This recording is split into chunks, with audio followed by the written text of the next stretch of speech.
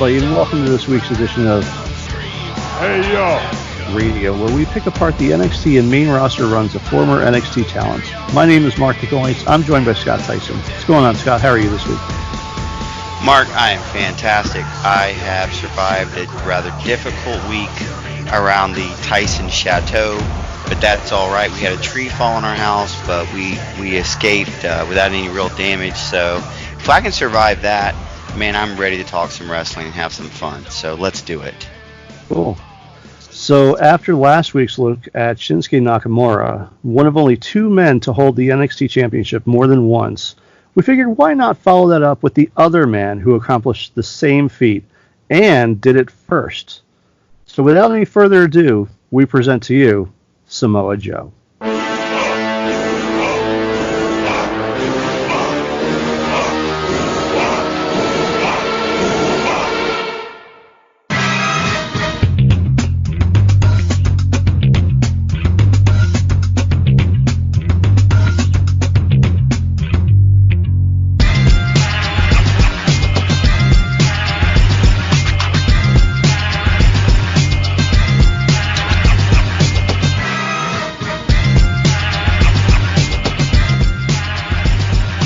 If you're wondering why this music might sound a little different than what you're used to, that's because this was the music that he debuted with in NXT as a babyface.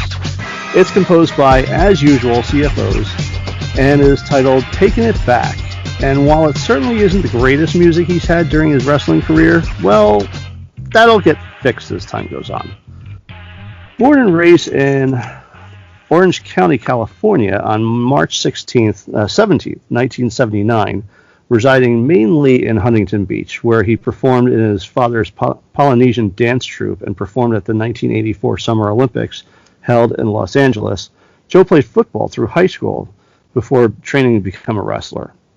While training at the UIWA West Coast Dojo, where it was run by Cincinnati Red, Joe worked as a mortgage broker, which I really found interesting. Upon completing training as the first graduate of the UIWA West Coast Dojo, he made his debut in the much-anticipated match with Uncle Jess Hansen in December of 1999. I have not seen that match, but man, I'm looking for it. You know. That would seem like a tape trading classic, just waiting to happen. Yeah. So upon finishing up with UIWA, he signed with the UPW, which is a former developmental affiliate of WWE, where he feuded with John Cena and made an appearance on Jacked against S.A. Rios, later was told by Bruce Pritchard and Jim Ross that he would not have a future in professional wrestling. Lucky for us, that didn't deter him.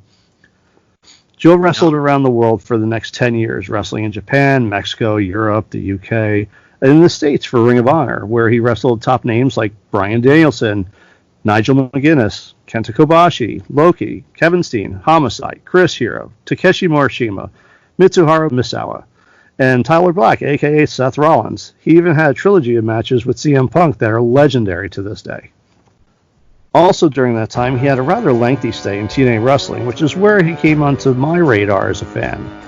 He had a couple of great entrance music tracks during that time that were both created by Dale Oliver, basically TNA's Jim Johnston. They're out there to be purchased, but are a bit harder to find than your typical WWE music. The track names are Crush You Up and Nation of Violence.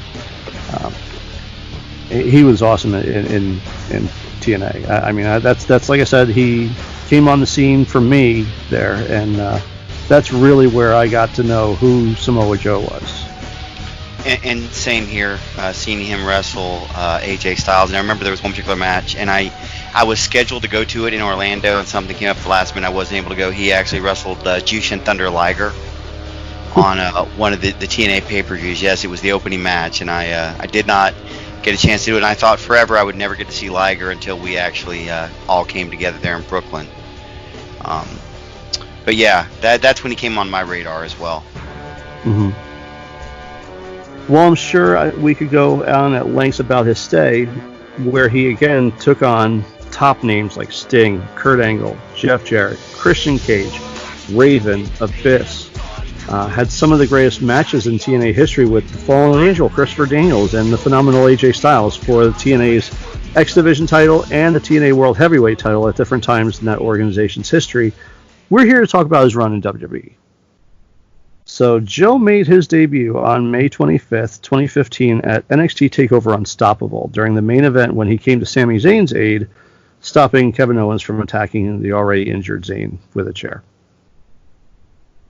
Joe would make his in-ring debut on the June 10th, 2015 episode of NXT Television where he defeated Scott Dawson before the Revival tag team was really much of anything. And, did you have something? No, go ahead. Oh, okay. The next week, he wrestled NXT champion Kevin Owens to a no decision in a non-title match on the June 17th NXT, where they continued the brawl long after the match had been thrown out until they were separated by the officials. On the July 1st episode of NXT Television, he was paired with Finn Balor in a tag team main event match and defeated the tag team of Rhino and NXT champion Kevin Owens. When Balor landed the coup de grace on Owens leading into the Beast in the East show in Tokyo, Japan, where Balor would eventually defeat Owens for the NXT Championship. On the July 22nd episode of NXT Television, he would defeat Mike Rallis in an enhancement match. Of note in this match is that Mike Rallis would later be known as Riddick Moss. Joe defeated Rhino. I'm sorry? I did not know that. Cool. I didn't either. I just did a little research. Joe defeated Rhino on the August 5th episode of NXT Television, and then on the July 19th episode, he was also defeat Steve Cutler, the future Forgotten Son. He then took on Hey Yo Radio mascot Baron Corbin at NXT TakeOver Brooklyn, where he defeated him via submission when Corbin passed out while locked in the Coquina Clutch. And I remember, there were a number of matches going into that show that I was pretty pumped up about. That wasn't necessarily one of them. I mean, I was kind of excited to see Joe perform live. I hadn't actually seen him previous to this, but aside from that, I was not pumped for the Corbin match. You know, I'm still amazed that Samoa Joe ended up in NXT anyway. I mean, I was so thrilled to get to continue to see him, especially in this environment. Sure. When the first Dusty Rhodes Tag Team Classic was announced, Joe was paired with NXT champion Finn Balor for the tournament and took on and defeated the Lucha Dragons team of Sin Cara and Kalisto in the opening round on September 9th episode of NXT Television. And if I remember right, that one was taped in a WWE event, I believe. If I remember that match, I think it was taped at a either Raw or House show. Oh.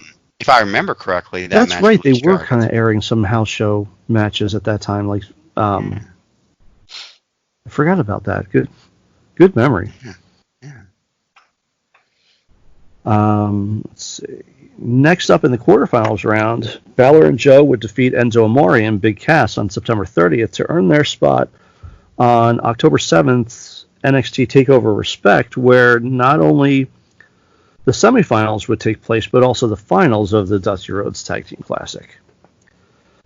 At TakeOver Respect, Balor and Joe would pull double duty as they not only defeated the team of Dash and Dawson, Dash Wilder and Scott Dawson, but also the semi-main event also defeated the team of your favorite and mine, Baron Corbin and Rhino, to win the first ever Dusty Rhodes Tag Team Classic. Of course, the main event that show was the first ever women's Iron Man match for the NXT Women's Championship between challenger Sasha Banks and NXT Women's Champion Bayley. Following their victory in the Dusty Classic, Joe made his intentions known to Balor that he wanted a shot at the NXT title, to which Balor had agreed on giving him a shot. And on the October 14th episode of NXT Television, he would get a shot to be the number one contender and said title when he was entered into a 22-man battle royal that for that coveted opportunity. However, he would fail on this attempt as Apollo Crews ended up winning the battle royal. And I remember this because it was just a lot of a lot of kind of toying with Joe, and that leads to where Joe eventually goes here. On October 28th, he defeated Tyler Breeze on NXT television, and on the November 4th episode of NXT television, when Apollo Crews would fail in his championship match with Balor, Joe turned heel by attacking Balor after the match. The following week on NXT television, with a new attitude, Joe debuted a new heel theme song.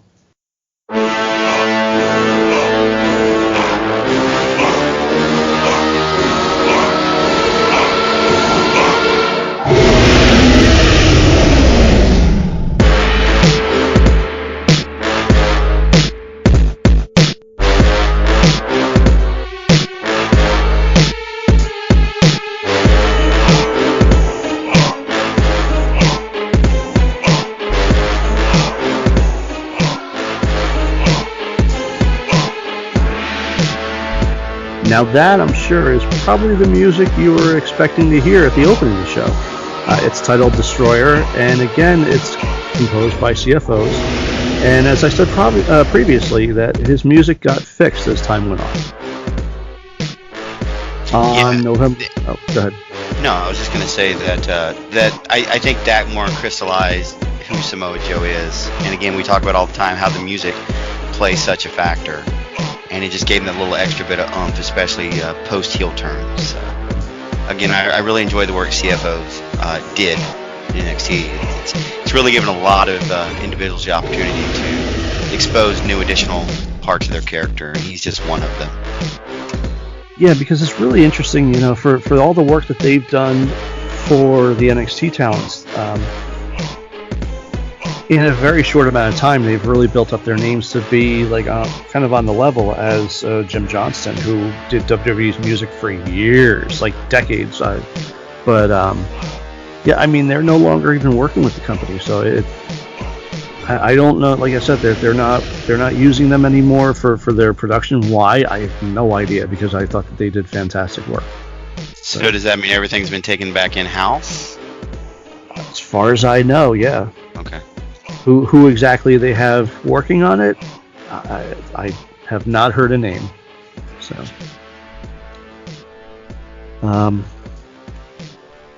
on that November 11th episode, it was explained that Joe was not granted an NXT Championship match with Balor despite the verbal commitment. In fact, it wasn't until the end of the program, while in the ring explaining his actions from the prior week, that Finn would confront Joe, again verbally telling him he's got his match. However, that ended badly for Balor as he was choked out in the Coquina Clutch to close out the show. In the following week, on the November 18th episode of NXT television, it was announced that a contract signing for the championship match to be held at NXT TakeOver London would take place on the November 25th episode of NXT television. The November 25th episode would open with Michael Cole presiding over the contract signing, which predictably ended without conflict. In fact, after Finn made his entrance, Joe came to the ring, never looked Balor in the eye, signed the contract, and left. But I've got the inside scoop here on this. You see, during Balor's exit, Joe came from backstage and attacked Balor, brought him back to the ring, choked him out yet again with Coquina Clutch. What really happened here is that Joe did the contract signing, all gentlemanly, and went to the back. And when he reached the backstage area, he was informed that that's not how things go here in WWE. So he was then instructed to go back out to the ring and attack Balor. Now, I don't know, I don't have any concrete proof of this, but that's just my gut feeling. Are you saying someone in the back sent someone out to reshoot a finish?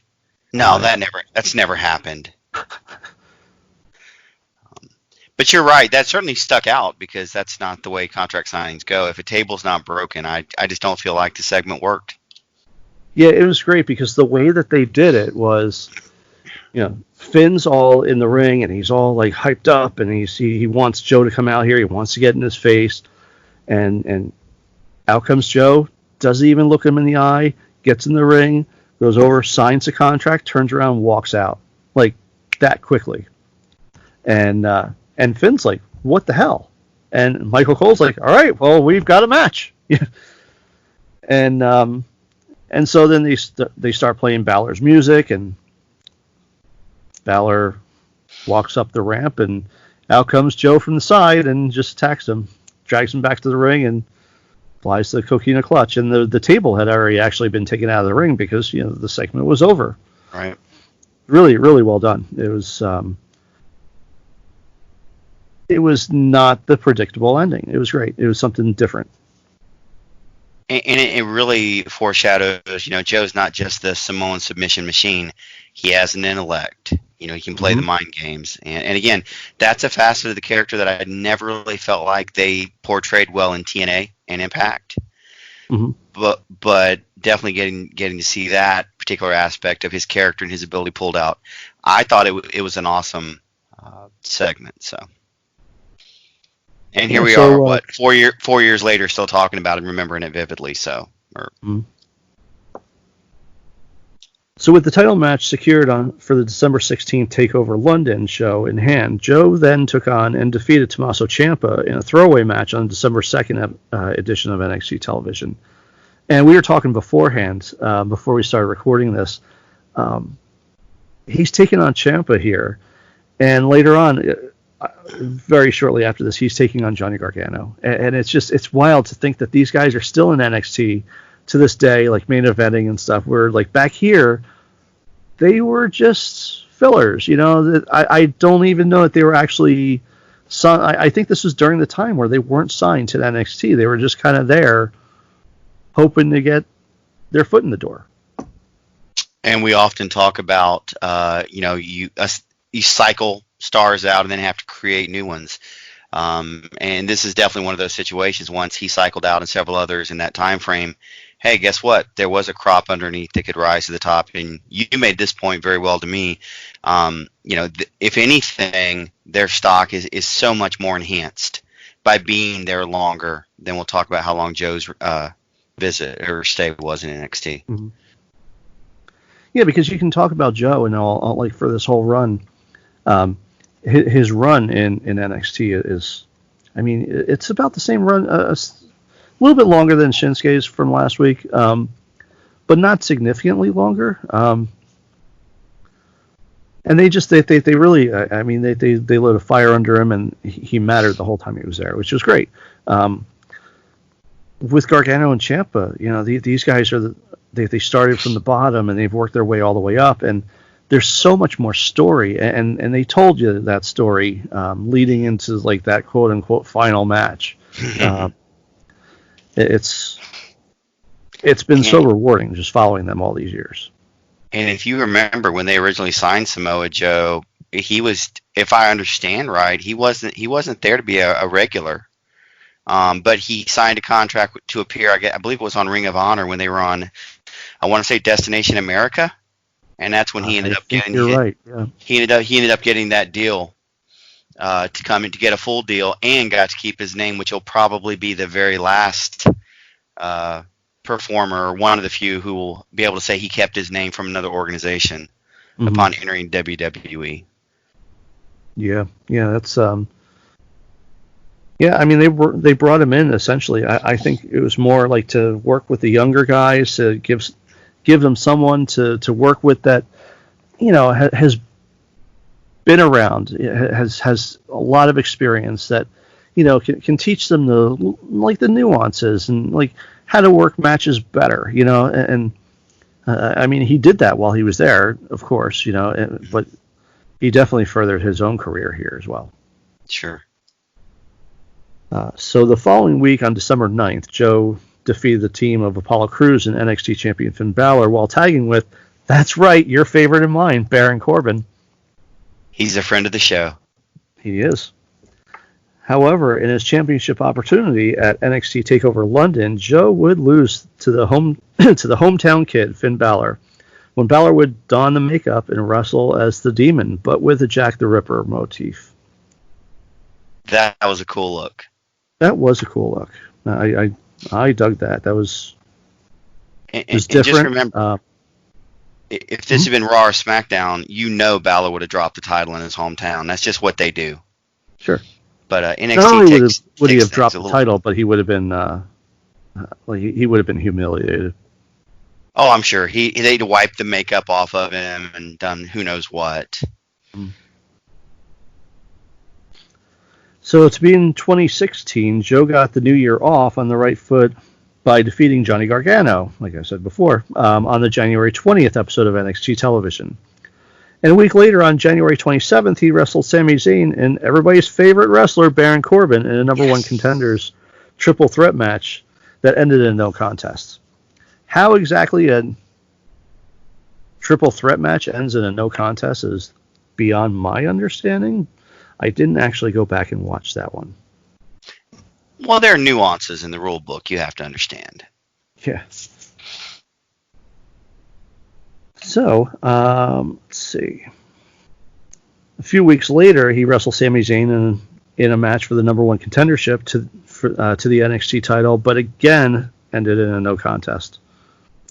And finally, another 3 weeks later, he defeated Sami Zayn in another number one contendership match for the NXT Championship, this time being a 2 out of 3 falls match on the March 9th episode of NXT Television. And that was a heck of a match. It was, yeah. I do remember that one vividly. They tore each other apart. It was very well contested. Say what you will about Sami Zayn on the main roster, and there will come a day we'll feature him. But man, he was firing on all cylinders in NXT at the time. Mm-hmm. And like you said, they really were able to pull a lot out of Samoa Joe, and man, you could see the fire. It was almost as if he had another opportunity to prove himself on a much larger stage, and he knew the expectations. And at least in NXT, he more than met them. Yeah, and also like in a lot of his promos and stuff, there was such intensity that, I mean, you just don't see that on the main roster. It's guys reading lines of a script. You don't get that kind of impression that they feel so deeply about what they're saying, like he was in NXT. And remember, and I know you were talking about him being on your radar when he joined TNA. There's a run there in the mid-2000s that are just phenomenal. Sorry, AJ, with his matches. But remember the reputation he had towards the end of his run in Impact. Maybe not as fired up, not as engaged, maybe put on a little bit more weight. Mm-hmm. I really feel like this was his opportunity to shed that attitude that people had about him and really show he could still go, and brother, he could still go. Sure, this was certainly like a proving ground for Samoa Joe. This is him coming out and saying, look, I can do this. You all don't know what you're talking about. I'm the man, and I'm going to show you why I'm the man. Right. So another 3 weeks after that, he's defeating Bull Dempsey in a throwaway match on the March 30th NXT television episode. His next NXT title shot would come at the April 1st NXT TakeOver event on the eve of WrestleMania 32 in Dallas. However, he lost that match too after suffering a laceration to his right cheek at just moments into the match. Mm-hmm. Following that loss, he defeated Apollo Crews on the April 20th episode of NXT Television, and the following night, in a non-televised house show event in Lowell, Massachusetts, the third time was clearly the charm as Joe defeated Finn Balor for the NXT Championship. And I remember them airing that the following week, and that was just weird, because you didn't, main roster or not, you didn't have title switches happening on house shows. Is that the first one of the modern NXT era that took place on a house show? Yeah, I want to say it was. I believe it was. I don't believe that any others happened prior to that. Well, if I remember right, Lowell, Mass has seen a few title changes in its history. I think that's where Owen Hart beat The Rock for the Intercontinental title at one point. I think that's where the Mountie defeated Bret Hart when he had the 127-degree fever to win the Intercontinental title. So, yeah, I just remember it being like, wow, they actually did a title change on a house show. But again, it's a cool thing. Yeah, I know Nash beat Backlund at the Garden. That was right. That's the only house show I can think of, like off the top of my head, that they had a title switch. I think they did one with Eugene, didn't they, when they were doing the tag titles? Maybe him and Regal. Oh, I think maybe there was one of those in the mid 2000s. But that's stretching the memory for me. I can't go no further than that.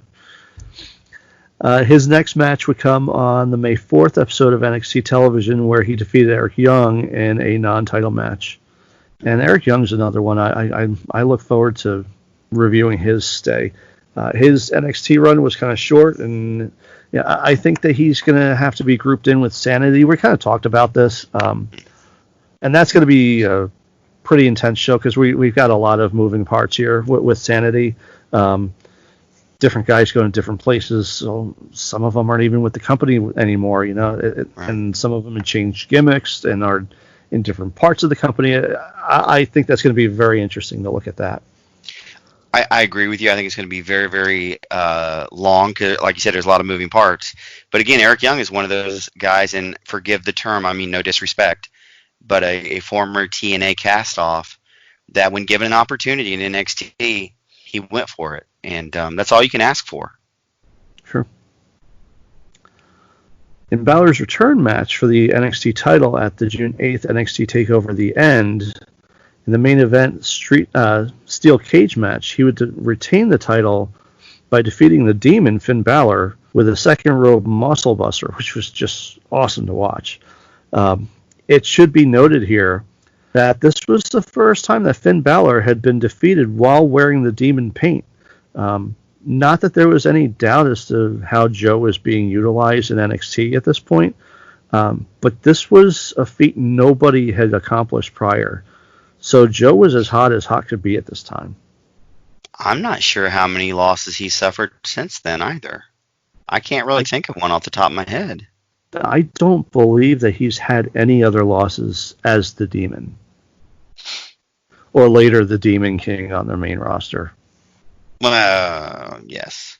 But that tells you how much faith they had in Samoa Joe and how hot he was. But also in Balor, because you know what? He could suffer that loss and still be considered strong. So, sure. Again, NXT booking, man, 101. Keep everybody strong. But if I remember correctly, this was around the same time that Balor was getting ready to leave for the main roster as well. I believe so, yeah.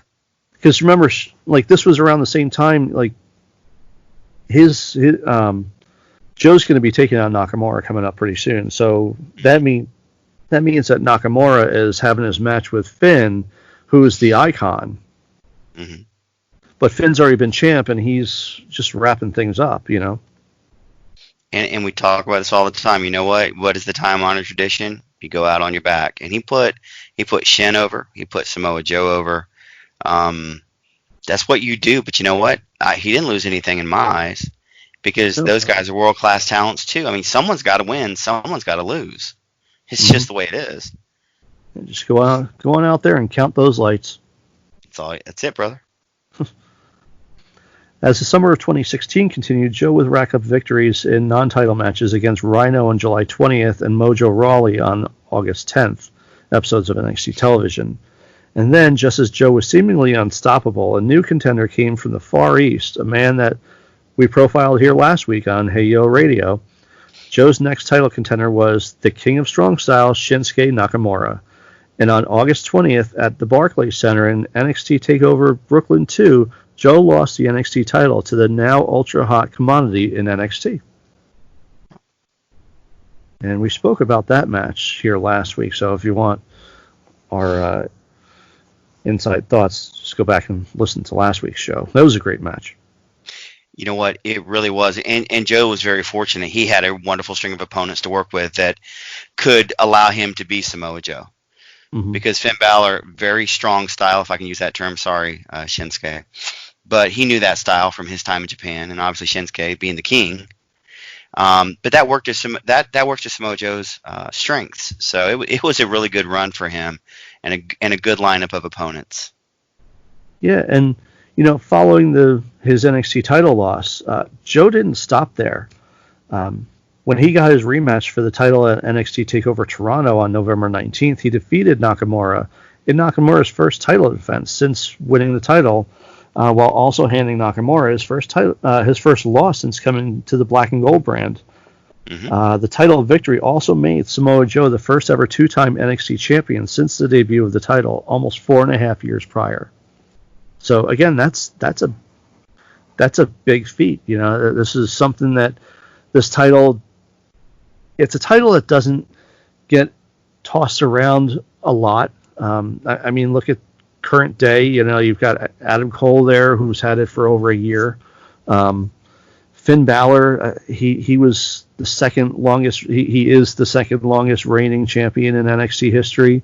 The guys who have held the title held them for a very long time, and there was no flip-flopping title. So this was big. You know, that Nakamura lost the title in his first title defense. So this was very big. Following his title victory, Joe again continued his winning ways in a non-title match against the Perfect 10, Ty Dillinger, on the November 30th episode of NXT Television. But when Nakamura came calling for his NXT title rematch, Joe lost the title back to Shinsuke on the December 7th episode of NXT Television, and followed that up with a second loss in a row to Nakamura in a steel cage match the following week on NXT Television. And after putting over the NXT champion Shinsuke Nakamura in matches on back-to-back weeks of NXT Television, Samoa Joe was off to the main roster as he had been called up to Monday Night Raw. Overall in NXT, Joe finishes out his run with an impressive 23-6-3 record, thanks to Darren Winslow's official stats provider of Hey Yo Radio, as he's about to start anew in 2017 when he gets moved up to the Raw brand. Considering he was brought in to be a trainer to give some of the new developmental talent some experience to work with and learn from as they make their climbs within the company, I'd say he most definitely made the most of his situation. Oh my gosh, what a tremendous opportunity that was laid at his feet, and he not only did he take the opportunity, he ran with it and thrived. And you can tell by the booking what confidence they had with him almost immediately. I mean, it's almost shocking that you could have one plan for someone and be able to pivot and go in a completely different direction. Thank goodness that they did. Yeah, absolutely. But that really shows the flexibility and the thought and the booking style and mindset of NXT. The following announcement has been paid for by the New World Order. So, but before we continue on with Joe's run on the main roster of WWE, I want to take a moment to appeal to our faithful listeners here. We're currently available now on Apple Podcasts, Google Podcasts, Spotify, Stitcher, SoundCloud, PWInsiderElite.com, and also our YouTube channel. Basically anywhere and everywhere you like to get your podcasts. So please do us a solid and like, subscribe, give us a 5-star review. All of that helps us out and makes us more visible to the masses. So please, if you like our content, give us a share around and get us more ears. Thanks, and now back to your regularly scheduled programming. And I'm going to jump in here, and we're going to start talking about a very special date. On January 30th, 2017, there was an episode of Raw, and Samoa Joe would make his official main roster debut as a member of the Raw brand, and Joe would assert himself in a very big way by attacking Seth Rollins, former foe in Ring of Honor, as Mark told us. He attacked him from behind and actually ended up aligning himself with Triple H. And on the following week on Raw, he would defeat the leader of the Roman Empire, Roman Reigns, in Samoa Joe's main roster in-ring debut after a distraction by North Carolina's own Braun Strowman.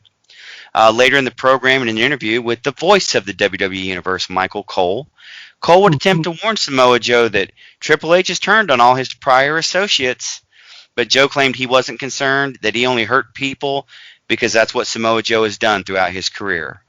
Joe would then go on to attack Sami Zayn, who had taken offense to some of Joe's remarks concerning himself.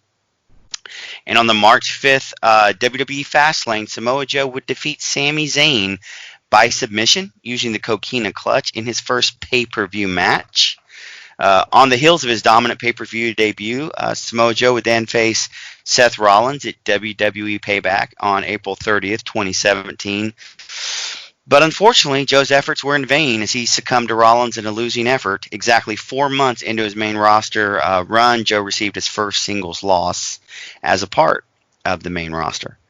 A very bitter, a very angry Samoa Joe retaliated by costing Seth Rollins his shot at an Intercontinental Championship opportunity on Raw the following night, as Rollins was participating in a triple threat contest with both Finn Balor and The Miz.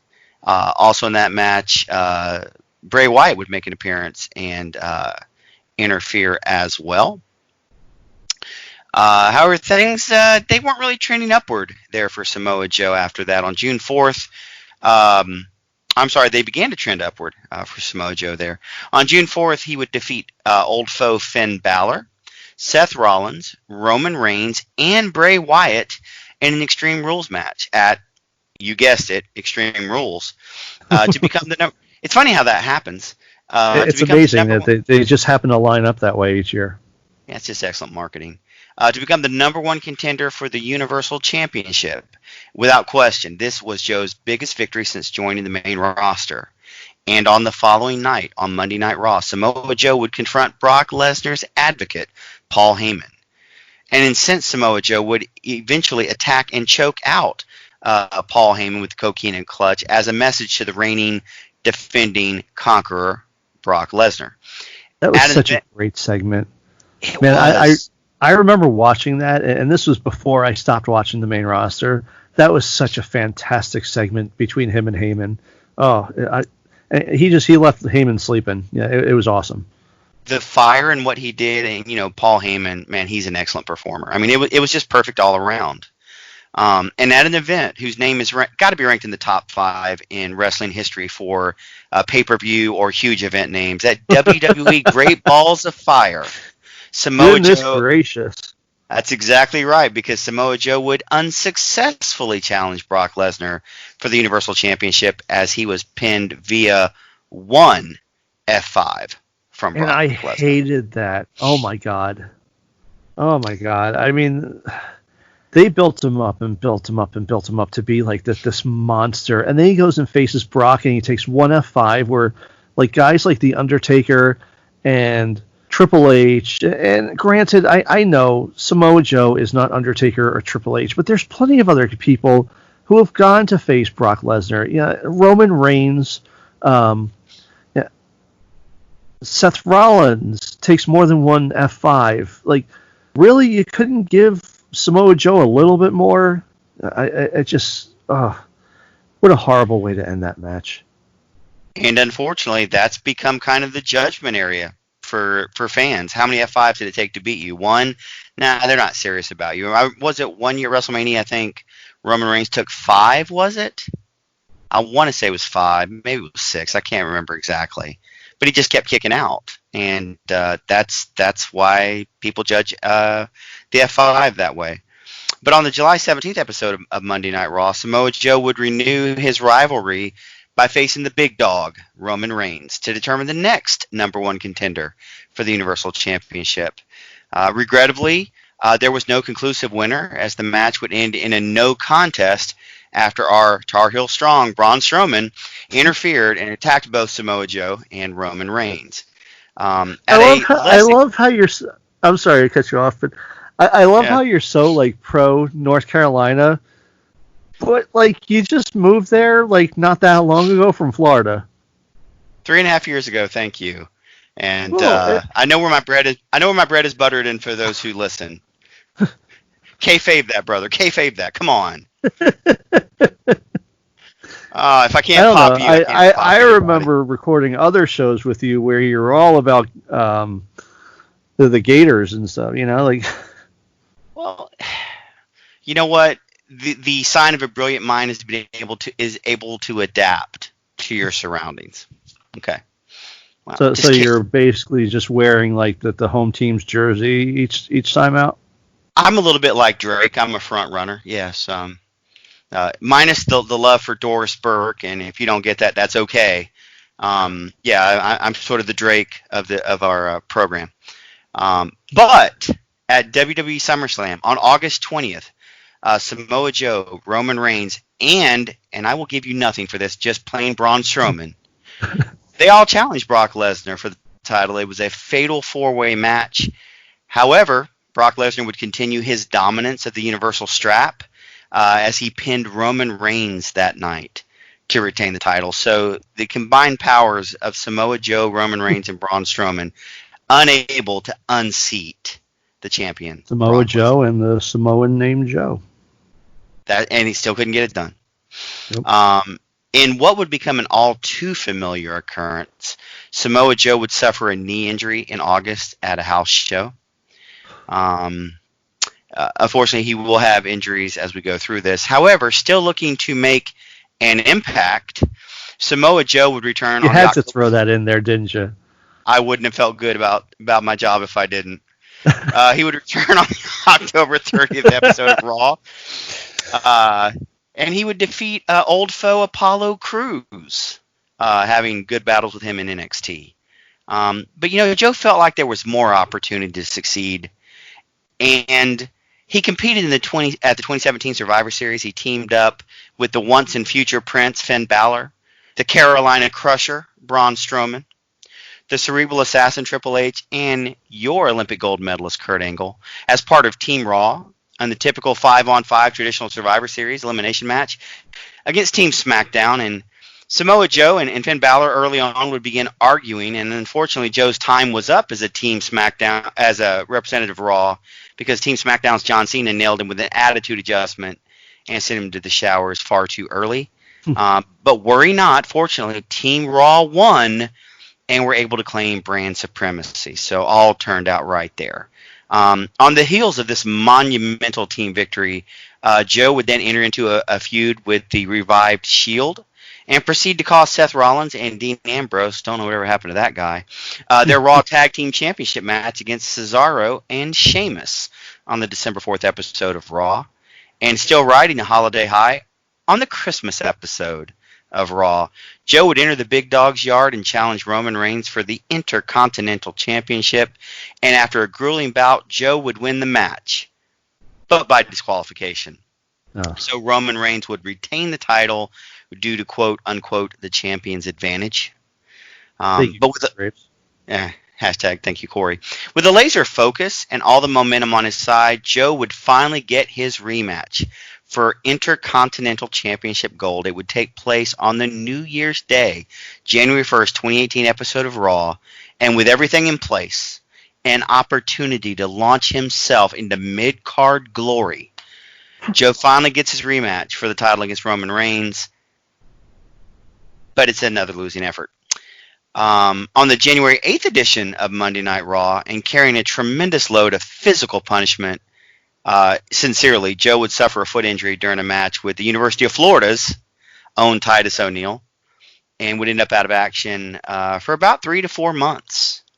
In fact, he would not return until the Monday Night Raw the night after WrestleMania 34, and would renew his long-standing feud by challenging Georgia Tech's Roman Reigns to a match at WWE Backlash. Before the match began, and with a renewed sense of urgency of how his career trajectory had begun trending into Shinsuke Nakamura territory, hashtag listen to last week's show, Joe attacked Reigns and put him through the broadcast table with a Uranagi. Due to his newfound passion and aggression, Samoa Joe would go on to lock on the Coquina Clutch and win. Well, actually, Roman Reigns got it out of it and speared Joe for a second time and captured the pinfall. Sorry about that. However, a possible lifeline developed for Samoa Joe, as on April 17th, Joe was traded to the Smackdown brand in the 2018 Superstar Shakeup. Despite the trade, and based on his unending quest to unseat anyone holding the Intercontinental strap, Joe faced future Monday Night Messiah Seth Rollins for the brand-exclusive Raw's Intercontinental Championship at the greatest Royal Rumble event that was held in Jeddah, Saudi Arabia, in a ladder match. And Joe would finally climb that ladder, but he lost again. Guess he didn't get all the way to the top of the ladder. He did not, but at least neither The Miz nor Finn Balor won the title either, as they were in the match as well. So I guess he finished second place. Well, at WWE, lucky for us that he was on the SmackDown brand here, because if he was on the Raw brand, he'd probably have been portrayed as being too fat to actually climb the ladder. That's probably true. But don't worry. Likes to harp on those things. I'll never forget I don't remember, it's Cornette or Bruce Pritchard talking about their show.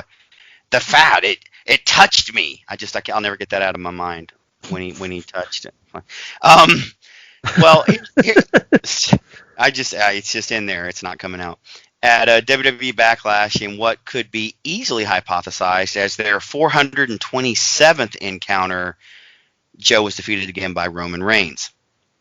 Down, ignored, taken lightly, the heavens opened up and granted Samoa Joe a title shot. And it wasn't even for the Intercontinental Championship. No, sir. The opportunity was to challenge the phenomenal AJ Styles. With complete confidence and experience, having competed against Styles in TNA, surely this was Samoa Joe's time. Playing mind games with AJ's family, including Styles' wife Wendy, the stage was set. At SummerSlam, Joe would defeat... Oh, nope. Styles retained his championship by disqualification. Long before WWE moved away from rematch clauses, Joe was all but assured to have a rematch, and he did. Again, a losing effort to AJ Styles.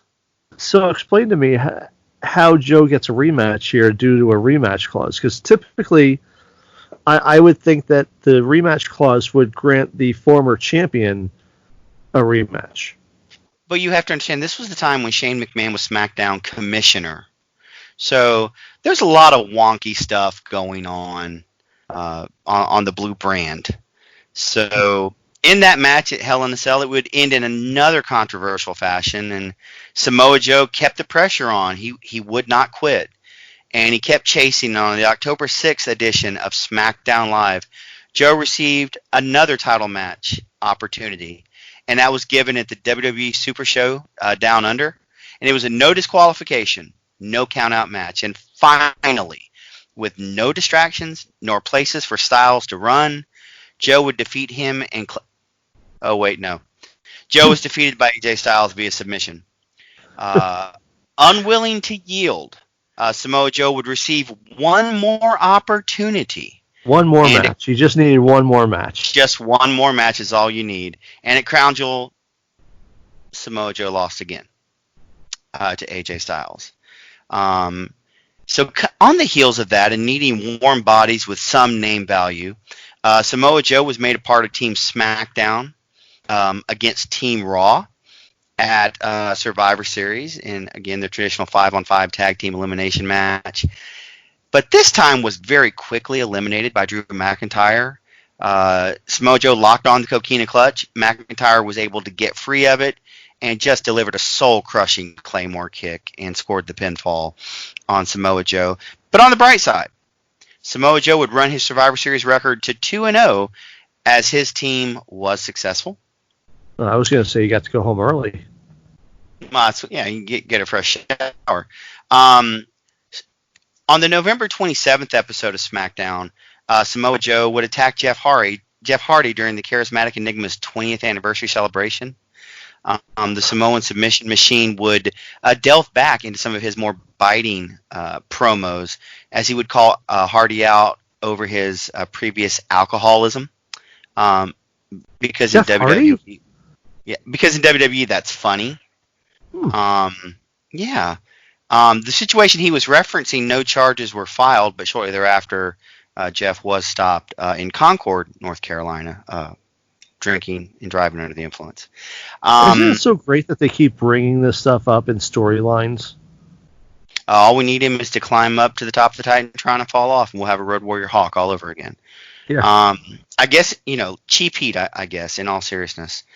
Samoa Joe would enter his first Royal Rumble in the 2019 version of that match, and he lasted just over 24 minutes and actually accumulated 3 eliminations, including Big E, No Langston, Kurt Hawkins, and No Way Jose. Unfortunately, No way. Jose. Oh. Joe would unfortunately lose his opportunity to headline WrestleMania at the hands of the young and upcoming Mustafa Ali. And again, With SmackDown needing enough warm bodies to fill their portion of the Elimination Chamber, Samoa Joe again had a chance at gold. But singing along with me, he failed to capture the WWE Championship inside the Elimination Chamber after being pinned by AJ Styles. So, here's where we stand. An ongoing theme here, you know. And here's where we are, boys and girls. Having failed to capture the Universal title, the WWE title, the Intercontinental title, no, not even a 24/7 title reign. In fact, being in danger of becoming a contender in the 24/7 division permanently, Joe faced a truly career-defining crossroad. And on the March 5th episode of SmackDown Live, Samoa Joe, Rey Mysterio, and Andrade would answer the challenge of the new United States champion, R-Truth. And finally, Samoa Joe climbed the championship mountain. In fact, if you want another TNA reference, he became king of the mountain in the United States division by defeating R-Truth, Mysterio, and Andrade to capture the United States Championship, making that his first championship on the main roster. Having established his dominance in the United States Championship level division, Joe set out to erase the history of his losses in big matches. He began by successfully defending the coveted title against R-Truth, Mysterio, and Andrade at WWE Fastlane. Successfully. Yes, that's right. He won at a pay-per-view. And then on the grandest stage, he would go on to defeat international and WWE star Rey Mysterio at WrestleMania 35. Honestly, nothing could stop the momentum. However, but I'm sure something will. However, on April 22nd, Joe was moved to Raw as part of the 2019 Superstar Shakeup, and unfortunately was still contractually obligated to defend the United States Championship at Money in the Bank, where Joe would suffer a shocking defeat to Rey Mysterio. However, that victory for Let me guess, that sends the title back to the original show that it was supposed to be on. It's interesting you bring that up, because that victory for Mysterio came at a very heavy price. Because on the June 3rd episode of Raw, Joe would become a two-time United States champion, because Mysterio was forced to relinquish the championship due to a separated shoulder, and he actually handed the championship to Samoa Joe. Now, before we move on here, let me ask you, because I wasn't watching by this time. I asked last week about Shinsuke becoming all red, white, and blue because he won the U.S. title. Did they go that route with Samoa Joe as well? That is not my recollection at all. But again, he only held the title for a month and a half before he lost to Mysterio. Then Mysterio gives it back due to a separated shoulder. Joe, that is kind of long enough to just strip away everything that makes him Samoa Joe, you know. Oh, there'd be other ways they would do that. I would say his record in title matches up to that point had already done that. Why put the nail in the coffin here? Joe, an understanding, honorable man, received that gift of the U.S. Championship, and then subsequently beat up Mysterio for taking the title in the first place. Who amongst us? He had it coming. He did. Once again, Joe sat upon the U.S. title division and was now in line for a WWE Universal Championship opportunity. And kids, if you don't understand what that means, back in the day, that was a secondary title that could be the springboard to the ultimate prize. But at WWE Stomping Grounds, Joe lost the title to Ricochet. And that thereby ended Joe's second reign at a disappointing 19 days as champion. However, having set up the United States Championship title division for future successes, Joe was able to turn his attention to capturing even more gold.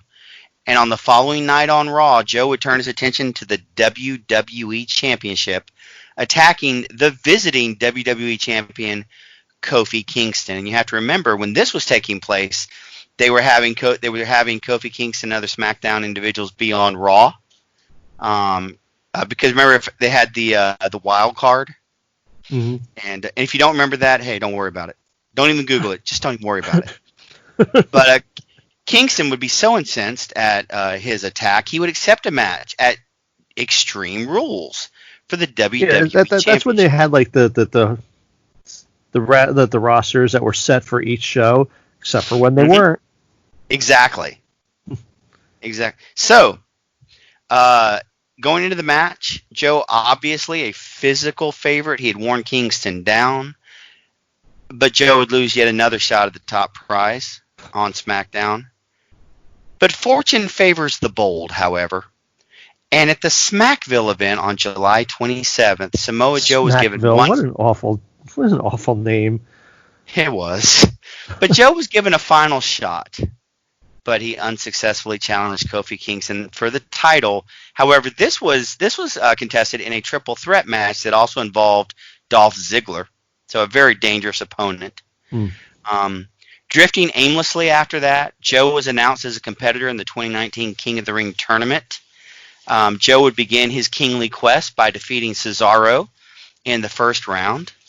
Samoa Joe would go on to face Ricochet in the quarterfinals.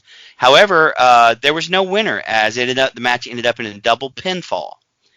And it was decided both men would fail upward by advancing to the semifinals. Unfortunately, Samoa Joe would run into a friend of the show, Baron Corbin. I know who wins this. In the semifinals in a triple threat match, and would suffer the loss in that match. It was reported Samoa Joe had suffered a broken thumb previously on a house show, and he was out of action for now the third time since joining the main roster. Joe would seek to stay active in WWE programming during his in-ring absence, and he began making appearances as a color commentator on Raw. He would debut as a color commentator on the November 18th episode of Raw as a replacement for Dio Madden, who was just absolutely viciously beaten by Brock Lesnar that night. Still have not... Exactly. Young fella from NXT who was the third man in the booth. That was not a good night for him.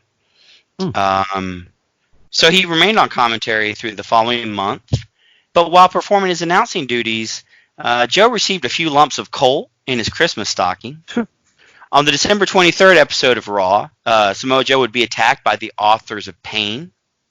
However, on the following week of Raw, Samoa Joe would return from injury, saving Kevin Owens from an attack by the AOP and Seth Rollins. And this would result in Samoa Joe turning face on any of the WWE programs since November 2015. So almost 5 years. And however, his really involvement... impressive in this day and age. You know what? I told you before we started, he'll never make it into the Lex Luger giant wing of the Hall of Fame if he can't turn a whole lot more than that. However, his involvement in the storyline, which was somewhat interesting, came to a screeching halt because on February 24th of 2020, he was suspended for 30 days for violating the WWE wellness policy. On the April 27th episode... Just all those steroids he's taking, right? Yeah, him and me both. But on the April 27th episode of Raw, Samoa Joe would return to television, replacing Hall of Famer Jerry the King Lawler as a color commentator, and has continued to do so. Hi, Wendy. And that is my recap of Samoa Joe. So an interesting run. Once again, I think that the stay in NXT, while much shorter, is a hell of a lot stronger. So, well, something you mentioned before we started recording, he's main evented pay-per-views on the main roster. He did. He's been featured in high level matches. You know, you don't just get thrown in with Roman Reigns if they don't see something in you. Yeah. He definitely had been featured as a member of either Raw or SmackDown. Yeah, because just like we said earlier, he went from Bruce Pritchard and Jim Ross telling him that he'd never have a future in professional wrestling to actually working for and eventually main eventing shows for the company that both of those guys had worked for. So, you want to talk about slapping them in the face and saying, I don't believe what you're saying, and I'm going to prove to you that I'm better than what you say I am. Here you go. Unfortunately, like we said on there's one point on the main roster when I was going through Darren's win-loss, and I come across, 1 week he's on pay-per-view facing Brock Lesnar in what is a triple threat match for the Universal title. The following week, the following day or something, he's going after the Intercontinental title in again another triple threat match with the same Roman Reigns was in it, and I don't know who the champion was at the time, but he's losing both of these matches. So it's where exactly do you slot him on that roster? Because it just doesn't seem like he actually fits anywhere. Because clearly, he's not at Brock Lesnar's level. He steps down a level to the Intercontinental title, and he's not at that level either. So it's frustrating because you see how good he can be in NXT, and then you put him up to the main roster, and this is what we get. And as far as I know, he still hasn't performed on a WrestleMania, correct? He did wrestle. I believe it was WrestleMania 35. He defeated Rey Mysterio. That's right. You said Rey Mysterio. Yeah. Yep. Okay. So he did retained have that, the U.S. title. Yeah. Because I know due to injuries, early on when he first went up to the main roster, that he got injured a couple of weeks before WrestleMania. It was this guy, he's worked so hard, and here he is, it's WrestleMania time, and he's not on the show. And then I think it was the following year was the same deal again.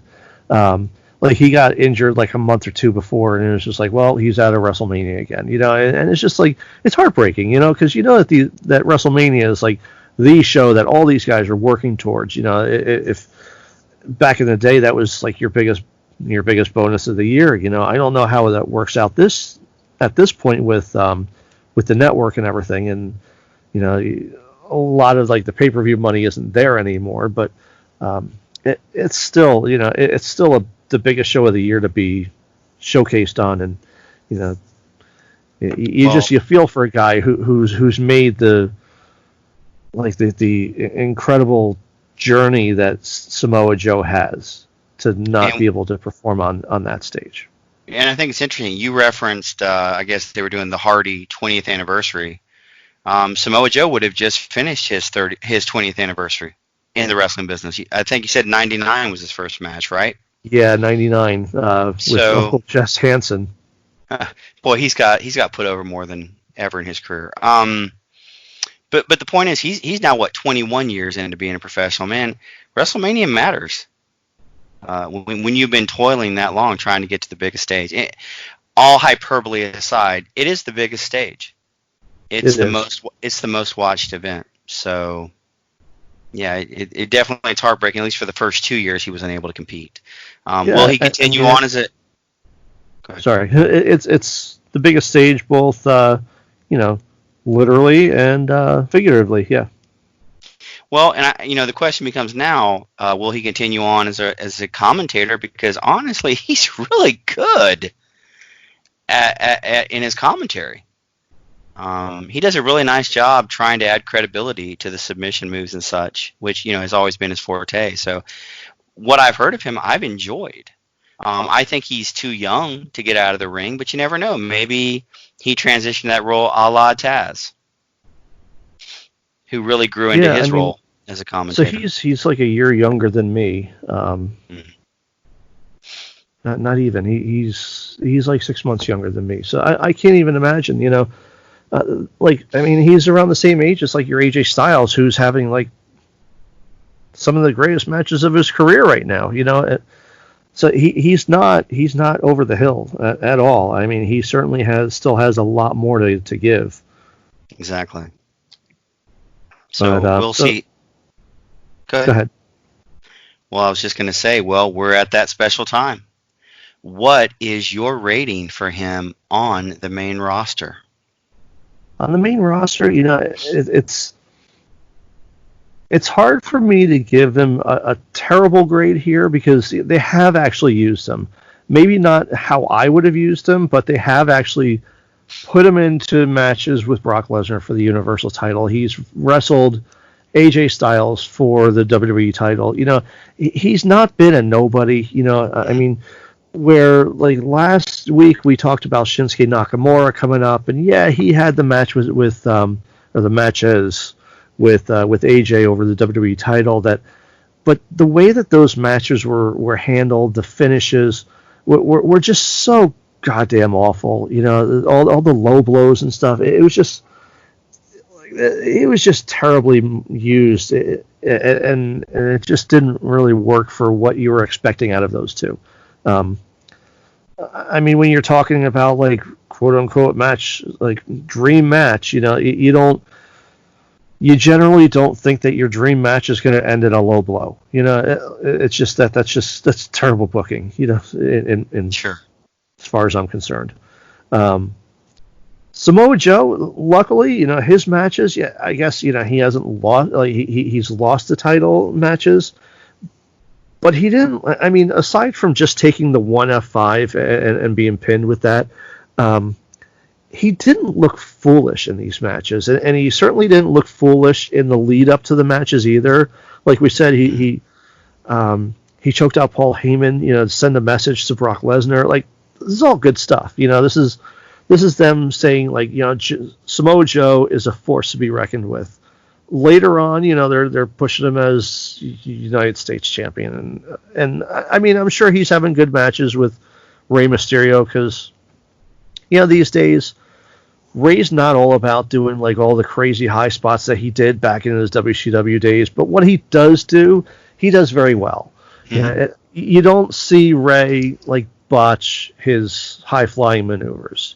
The ones that he does, he nails them, and he's very crisp. As a performer, Rey is on his game. So you throw him in the ring with the Samoa Joe, and you're going to get a good match. I didn't see those matches, but I bet they were good. So I'm going to say, I'll give him. This is a tough one. I want to say. I'll give him a B, like maybe a B or a B plus. Mm-hmm. I would have put him in like not only had him fight for like the top title, but I would have tried him as champion. What the hell? Why not? You've got Drew McIntyre, who was waiting in the wings forever. Now he's champion. Why couldn't you do that with Samoa Joe? It's not like he wasn't believable. So that's where I fault them. And remember, in a company where pretty much everybody gets a turn, why not let him have his opportunity? See what you had there. You don't know until you give him a chance. Look, NXT gave him a chance, and they were well rewarded. And we, the fans, were well rewarded with good work and good promos. So at least see what you got. I mean, I'm not – by no means can I say that they buried him nor that they wasted him. I certainly wasn't happy with a lot of the booking, but I can't argue about him being featured. So we're really close on my rating as well to yours. I actually have him as a B-plus player on the roster. And I mean that a little tongue-in-cheek. That's not supposed to be a good thing when it comes to WWE, I do know that, but then again, those of us working academics, B-plus ain't the worst thing in the world. It's better than a C or C-plus. And I only knocked that down is because he never got an opportunity to show what else he could do through no fault of himself. I mean, they featured him. They put him in prominent positions, which some of the folks that we're going to discuss came up from NXT never got even sniffed the amount of airtime and opportunity that Samoa Joe got. So I'm going to come down on the B-plus side for him. So I'm in the same range that you are. Don't know how long he's going to be announcing, but I guess we'll continue to enjoy it and see where that goes. And we never actually gave him a grade on his NXT stay. I would imagine that we probably both agree. I would give him an A to an A plus. I mean, they used him as well as he could have possibly been used for that like year and a half that they had him down there. Oh, I 100% agree. They find a way to wring everything out of an individual, and I don't mean that negatively. But if there's anything left in the tank, they're going to get it out of you, or at least try to get it out of you. And he took a teaching opportunity, a training opportunity, and revitalized his career, and gave us a year and a half of really good matches and really good entertainment. And God bless him. Hopefully he's made good money on the main roster, and be able to take care of himself and his family. I mean, hats off to him for what looked like a career that was winding down. That all of a sudden, it was great balls of fire, you might say. Yeah, and while you say that he gave us great matches, that they always say that it takes two to tango in professional wrestling. Make no mistake about it. Joe held his own in these matches. It wasn't like, well, like Diesel had a match against Shawn Michaels, or he had a match against Bret Hart, and it was a great match, But Diesel went in and faced Sid, and they stunk up the place, Samoa Joe certainly held his own in each of his matches. Granted, he had guys like Finn Balor and Shinsuke Nakamura, like guys who were at the top of their game to work with, but Joe certainly held his own and contributed evenly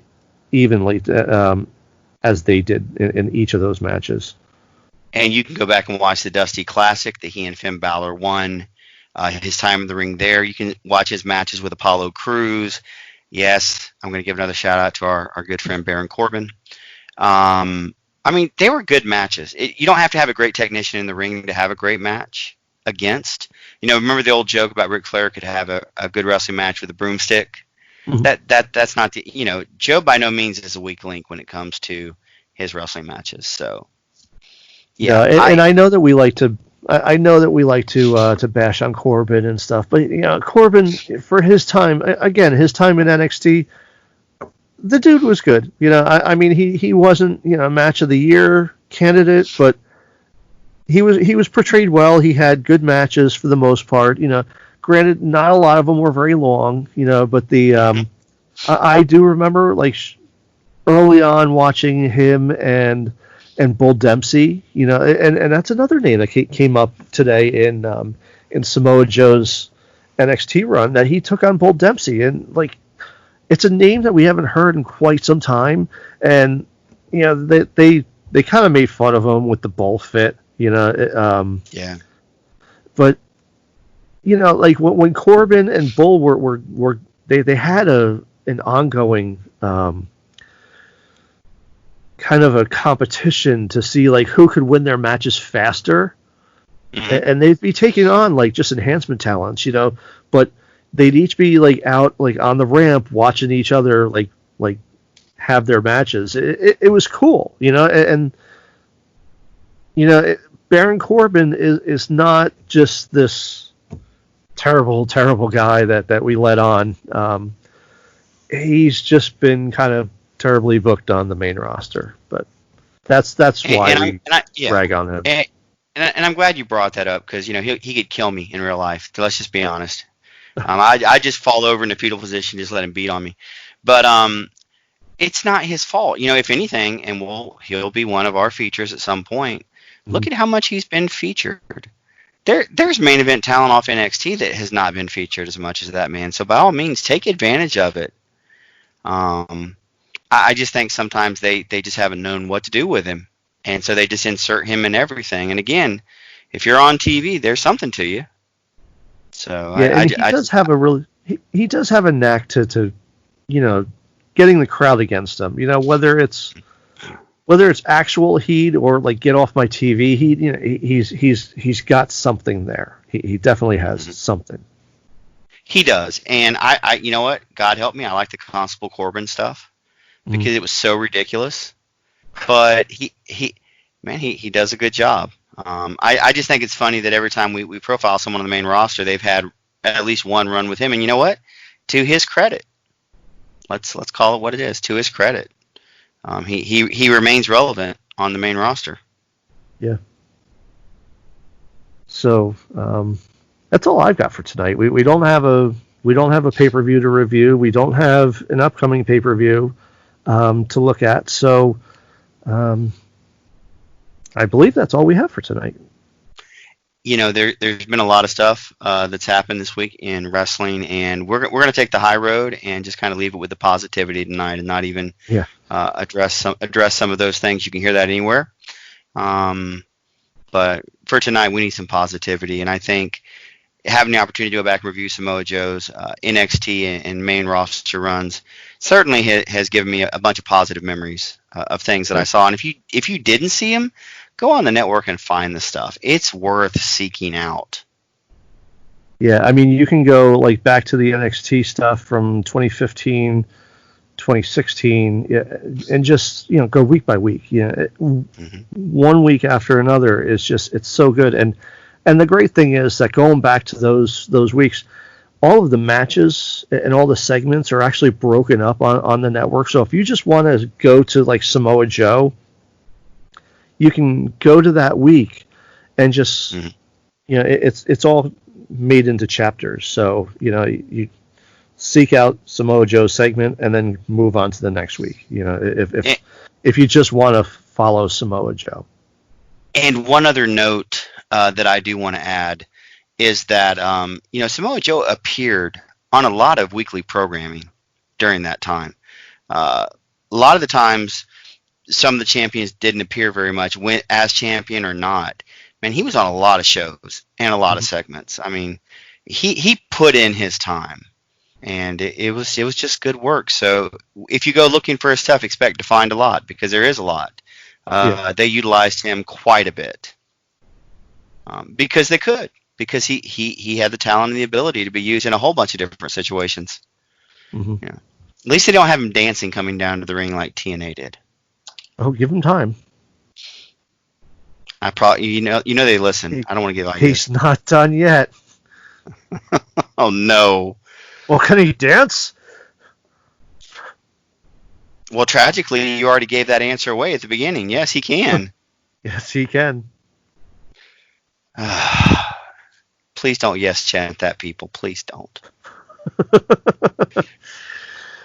All right, so I think we're going to wrap up there, right? Yep, I'm good. All right, so that's all we got for tonight. We'll be back here next week, same time, same place, when we take a look at our next NXT alum, Emma.